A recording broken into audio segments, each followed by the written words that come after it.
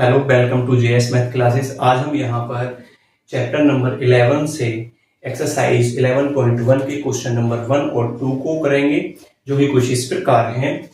Find the area of sector of a circle with radius 6 centimetre if angle of the sector is 60 degree.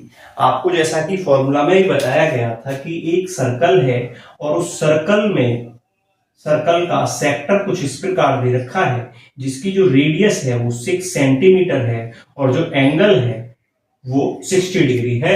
तो इस sector का area find हमें करना है। तो इस सेक्टर के एरिया को फाइंड करने के लिए हमने आपको फॉर्मूला बताया था, एरिया ऑफ सेक्टर, जो था theta upon 360 pi r square. जैसा कि आप जानते हैं, आपको क्वेश्चन में गिवन है कि थीटा जो है आपका वो 60 डिग्री है और जो रेडियस है वो 6 सेंटीमीटर है। तो इन वैल्यूओं को आप इस फॉर्मूले में पुट करेंगे। तो थीटा की जगह पे 60 अपॉन 360, पाई की वैल्यू 22 अपॉन 7 इंटू आर की वैल्यू आपको गिवन है 6 इंटू 6, क्योंकि आर स्क्वायर है तो 6 इंटू 6 यहां पर हो जाएगा। 60 से जब 360 को कैंसिल करेंगे तो 6 टाइम्स होगा और 6 से हम एक 6 को कैंसिल कर देंगे। तो जब दोनों की मल्टीप्लाई करेंगे 22 मल्टीप्लाई 6 अपॉन 7, तो आपका आंसर आएगा 132 अपॉन 7 सेंटीमीटर स्क्वायर। क्योंकि ये एरिया है, एरिया में यूनिट का स्क्वायर हो जाता है, तो इस प्रकार से आपका एरिया आएगा 132 अपॉन 7 सेंटीमीटर स्क्वायर। इसी प्रकार से क्वेश्चन नंबर 2 आपका है, find the area of quadrant. Quadrant क्या होता है? क्वाड्रेंट हम किसी भी एक पूरी वैल्यू का फोर्थ हिस्सा, चौथे हिस्सा को हम क्वाड्रेंट बोलते हैं। तो इसी प्रकार से एक सर्कल है और सर्कल का क्वाड्रेंट कुछ इस प्रकार होगा। क्वाड्रेंट का जो एंगल होता है वो होता है 90 डिग्री का। क्वाड्रेंट का एंगल कितने का होता है? 90 डिग्री का, क्योंकि सर्कल को 4 इक्वल पार्ट्स में डिवाइड कर दिया गया है। सर्कल का चौथा हिस्सा ही क्वाड्रेंट कहलाता है, जो कि प्रत्येक एंगल क्वाड्रेंट के 90 90 90 में डिवाइड होते हैं। तो यहां पर आप देख पाएंगे कि आपको जो बोला हुआ है वो क्वाड्रेंट बोला हुआ है। तो क्वाड्रेंट जो कुछ बनेगा वो इस प्रकार से बनेगा, आपका इस प्रकार से। तो यहां पर ये एंगल जो होगा वो आपका 90 डिग्री हो गया। लेकिन यहां पर इस सर्कल की सरकमफ्रेंस 22 दी हुई है, तो हम जानते हैं ऑफ सर्कल क्या भाई यार होती है? सर्कल की circumference of the circle 2 pi r, जबकि ये हमें गिवन है, दे रखी है, ये 22 है। क्वेश्चन में ऐसा बोला हुआ है कि इसकी सरकमफ्रेंस सर्कल की क्या है? 22 है।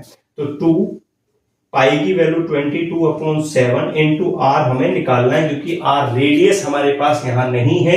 हमसे सिर्फ एंगल क्वाड्रेंट बोला हुआ है, तो एंगल हमको पता लग गया है कि एंगल हमारे पास 90 डिग्री है, लेकिन हमारे पास रेडियस नहीं है, सरकमफ्रेंस दे रखी है। तो यहां पर हम फॉर्मूले को सरकमफ्रेंस के इक्वल डाल के आर की वैल्यू यहां से फाइंड करेंगे। तो इक्वल टू है आपका 22, 7 को मल्टीप्लाई में ले जाएंगे, इन दोनों को डिवाइड में। तो आर इक्वल टू आएगा 22 इंटू 7, ये ऊपर मल्टीप्लाई में जाएगा और ये दोनों नीचे डिवाइड में। तो 22 इंटू 2, 22 से 22 कैंसिल होगा, तो यहां पर आर की वैल्यू आपकी आ जाएगी 7/2 सेंटीमीटर। तो इस प्रकार से आपकी रेडियस आ गई 7/2 और आपका एंगल आ गया 90 डिग्री।